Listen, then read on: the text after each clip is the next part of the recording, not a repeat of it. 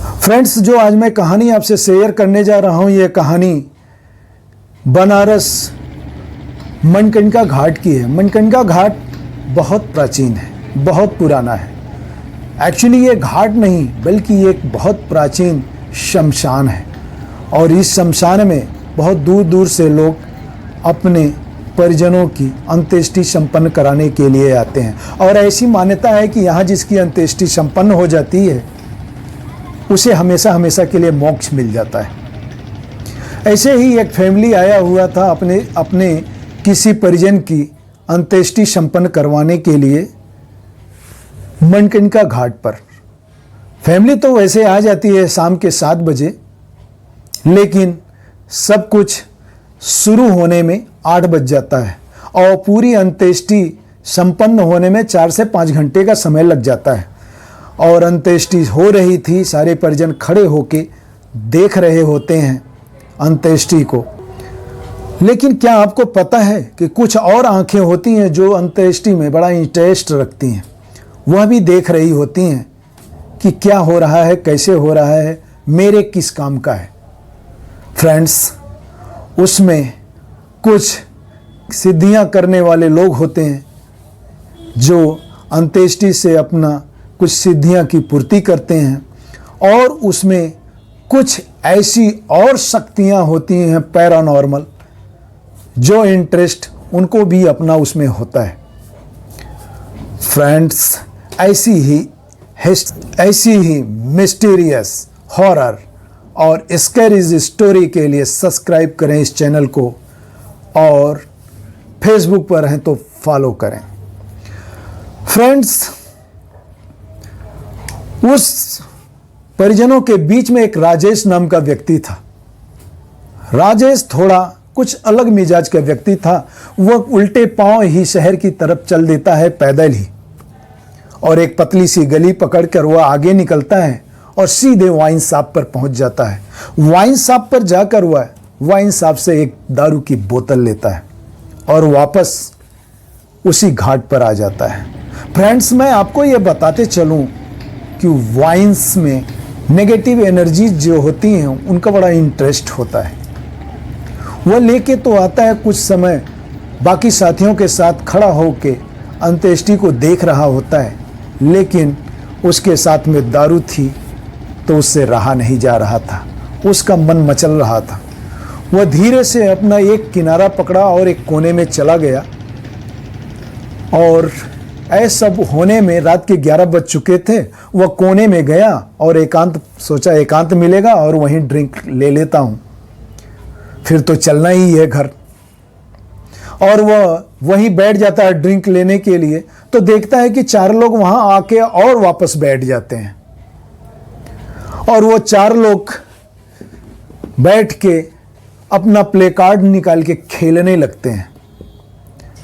राजेश को भी धीरे धीरे प्ले कार्ड को देखकर इंटरेस्ट आने लगा था।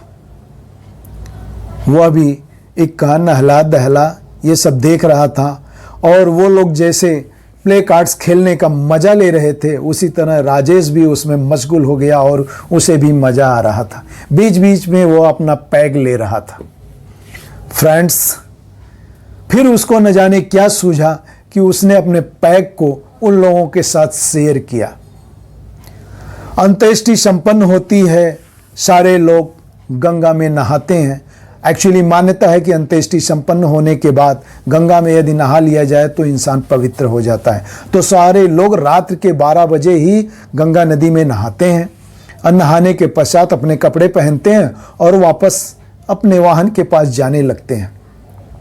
लेकिन किसी को याद नहीं था कि हमारे बीच में राजेश नहीं है। सारे लोग चले जाते हैं अपने वाहन के पास और गाड़ी में बैठने लगते हैं। तो उसमें किसी को याद आता है कि यार, इसमें हमारे साथ तो राजेश नहीं है। तो जब सारी गाड़ियों में चेक किया जाता है तो राजेश उसमें नहीं था। तो उसमें से 2-3 लोग निकल के आते हैं वापस घाट पर, उस शमशान पर, और राजेश को ढूंढने लगते हैं। रात के 12:30-1 बज गए थे, घाट बिल्कुल खाली हो गया था। लेकिन ये घाट पूरी तरह से खाली नहीं हुआ था, क्योंकि इस घाट पर अंत्येष्टि कभी समाप्त नहीं होती है। ये आग यहाँ जो लगी, इसके प्राचीन समय से आज तक जलती ही जा रही है, क्योंकि यहाँ अंत्येष्टि कराने वालों की भीड़ लगी रहती है। लेकिन रात का समय था, बहुत कम लोग वहाँ थे, गिने चुने लोग थे, गिने चुने अंत्येष्टियाँ संपन्न हो रही थी। तो वो लोग ढूंढते ढूंढते उस कोने में, अंधेरे कोने में राजेश को पा जाते हैं। राज बोलते हैं, राजेश तुम यहाँ बैठ के क्या कर रहे हो, चलो ना। तो बोलता है कि बैठो ना यार, देखो प्ले कार्ड्स चल रहे हैं, नहला दहला और इक्का चल रहा है, कितना मजा आ रहा है। इन दोनों को सुन के बड़ा झटका लगता है कि राजेश को प्ले कार्ड में मजा आ रहा है। एक्चुअली में यहाँ कोई और तो है नहीं, ये प्ले कार्ड किसके साथ खेल रहा है। तो वो जबरदस्ती उसको उठाते हैं और कहते हैं कि चल तुझे ज़्यादा चढ़ गई है। तो वो हाँ हेलो फ्रेंड्स कहते हुए उनसे चल देता है और कहता है मैं फिर वापस आऊँगा। ऐसा कहते हुए उसको वे लोग साथ में लेकर चले जाते हैं और गाड़ी में बैठते जाते हैं। राजेश गाड़ी में भी बैठ के वही बातें कह रहा था कि नहला मारो दहला मारो इक्का मारो, और हंस भी रहा था। फ्रेंड्स, वह ऐसी एक्टिविटी के साथ पूरे रास्ते उस गाड़ी में गया। सुबह उसकी आंखें बिल्कुल लाल थीं और उसके मुंह से बस एक ही शब्द निकल रहे थे, नहला मारो दहला मारो इक्का मारो।